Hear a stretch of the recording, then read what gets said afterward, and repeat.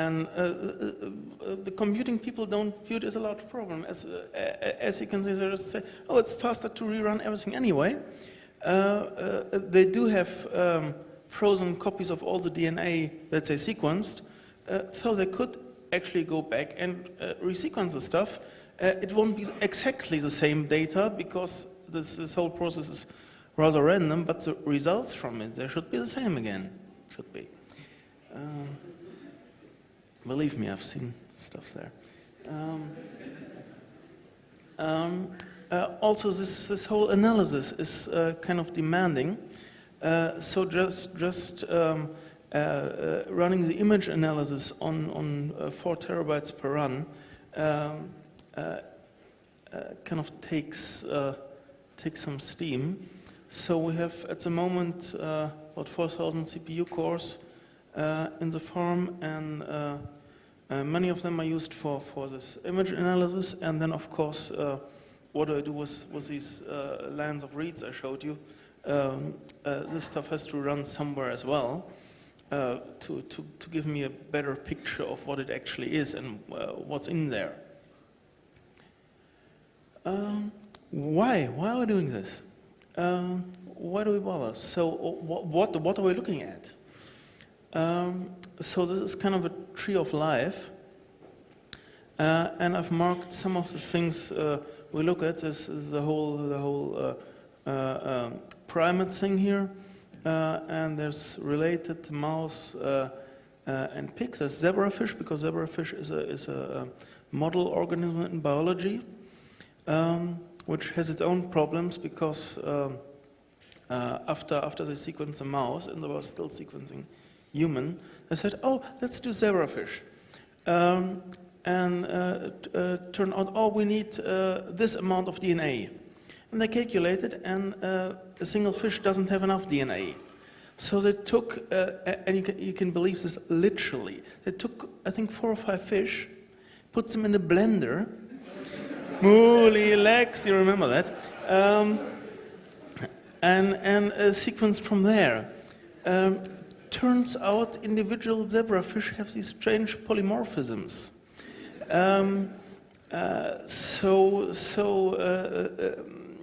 For the same area with 5 fish, you get 5 different results, and assembling that is kind of tricky.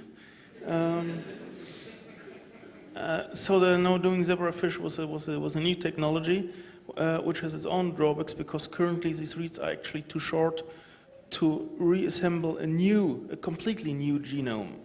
This will be fixed with a 50 and 100 base pairs that we're seeing now, that are coming through next month, beginning of 2009. But currently it's basically not possible because it's just the reads are too short. And what we can do is, if we have a reference genome, so the same species or related species, we can map this stuff back and see, okay, all this is identical. I see this in the reference and in the new stuff, and then we can look at the rest and say, okay, this kind of fits here. So maybe it's just a small variation, and then we have a whole bucket of things that don't go anywhere, and there you can try and reassemble it because they're probably new genes or genes that are so altered from the reference that they're not recognizable anymore. We have some worms, some plants, lots of bacteria. Fun thing is bacteria are so small you can probably bundle a few per lane. Some guy gave us Anopheles samples, so this is a mosquito that carries the malaria parasite. And they said, okay, here's a sample of Anopheles, we cleaned this and all. So we extracted DNA, put it on the Solexa machine, got lots of reads back, turns out it's not Anopheles. We don't actually know what it is. Our best guess is they accidentally took something from the mosquito gut, because we partially assembled some of mosquito gut bacteria, found some fun viruses, and I found about 1% Yersinia pestis, which causes Black Death, so I'm quite glad I'm not in sample preparation. We have some trypanosomes and malaria in red, because this is what I'm actually working on. And there's also fun stuff being done.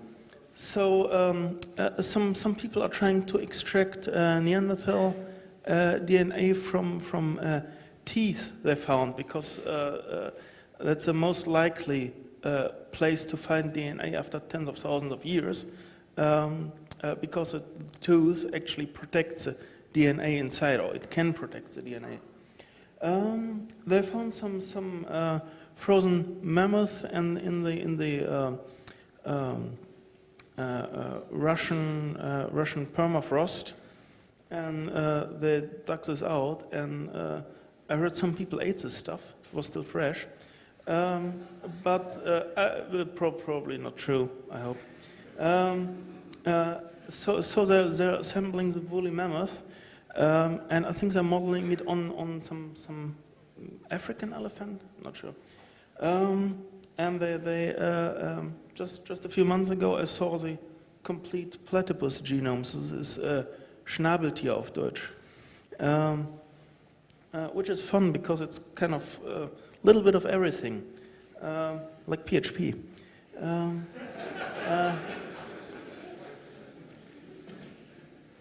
Okay, now you think, okay, now I've heard enough, I'll buy it, I want my genome sequenced. Well, in the Human Genome Project, the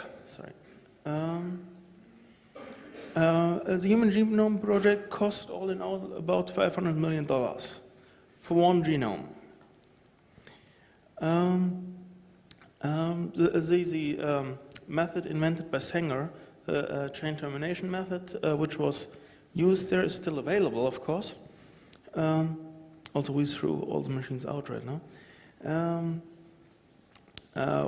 And thanks to Craig Venter and his shotgun sequencing, the cost is down to about $10 million for one genome. With the current state of Solexa sequencing, you get one genome for $100,000, but you get it with a so-called 20x coverage, which means on average, each position has been sequenced 20 times. Why do I need this? If you want the complete genome, everything for sure, you have to go to like 20x coverage, because it's not equally distributed. So there are some regions that have 50x coverage, sequenced 50 times, and some that are only sequenced 10 times. And so the lower you go with your with the coverage you aim for, the less likely it gets that you get all of your genome sequenced. But if you look at 1x coverage, theoretically, would be about, what, $50,000? No, $5,000 actually, 5,000. And sometimes you don't need the entire genome, because only a small portion of our genome actually is genes. Most of it is whatever it is. We don't really know what it is. They used to say it's garbage, but it's not. We don't know yet.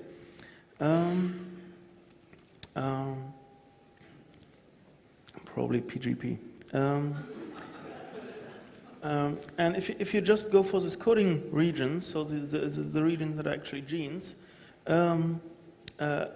you'll drop some order of magnitudes in this cost. And so Sanger and other institutes are currently running a 1,000 genomes project, which will sequence all the genes of 1,000 people from various parts of the world, and then look at this and compare it and look for possible disease markers, so there are people with certain diseases in there, and see what comes up. That's still too expensive for you and me to buy like $100,000. Still, well, have to let go of this Porsche. But there were these companies like this 23andMe, which is actually owned by some guy who also owns large parts of Google. And they said they'll do it for $500, $400, whatever. Because they don't do sequencing, they do another technology called genotyping. They check for single nucleotide polymorphisms, or SNPs in short, which is basically a one base change at a certain position. So at this position, they say normally people have an A there, but this guy has a T there. That would be a SNP, so a one base change basically. And there are chips, there are not computer chips, they're glass chips. And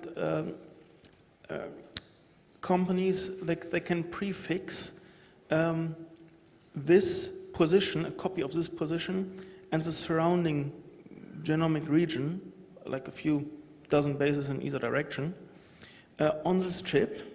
And they do, one of them was the so-called normal variation and the alternate variation. So one was an A, one was a T. And then you basically pour your DNA on that, and whatever copy you have will stick to one of these prefixed sequences. And you can detect this again with fluorescence, again with photographic modes. So there's again a picture of a chip, and it's glowing in pretty colors. And because you know where each variation is positioned on the chip, you can say, oh, I see this variation in the sample. There are currently chips that can carry 1 million positions on a single chip. So when I started studying, this was barely developed. There was an experimental chip that had 10, not 10 million, 10 of these things on it. And they're now up to 1 million. I think next year we'll see 2 million. This is much cheaper, much faster, and easier to handle than sequencing. But it has several big drawbacks as well. It finds only known variations. So you have to actually look for a variation in order to see it. If there's a variation in the sample that no one ever heard of, or no one's testing on this chip, you don't see it. Also, it's limited to these single nucleotide polymorphisms, so larger variation is usually not detected. And there's also a high error rate when used on an individual, which doesn't invalidate its use entirely, because there are lots of studies currently done that sequence or that genotype, let's say 5,000 people from Finland, and you have errors there. You have on the chip you have bases that are not detected in some samples. But if you have 5,000 data points for a single position, well, if you lose 200, so what? This is very useful for large-scale studies, and we had some large study coming through like middle of the year. Someone might have heard about it. It was big in Nature. They have detected lots of markers for obesity and for all kinds of diseases. And they're still working on this data because it's a statistical process with 1 million positions and let's say 15,000 people tested. And each of these people has 1 million positions tested. You can't actually look at it by hand. You'll have to use statistical methods, and they in turn can be kind of error prone in either direction.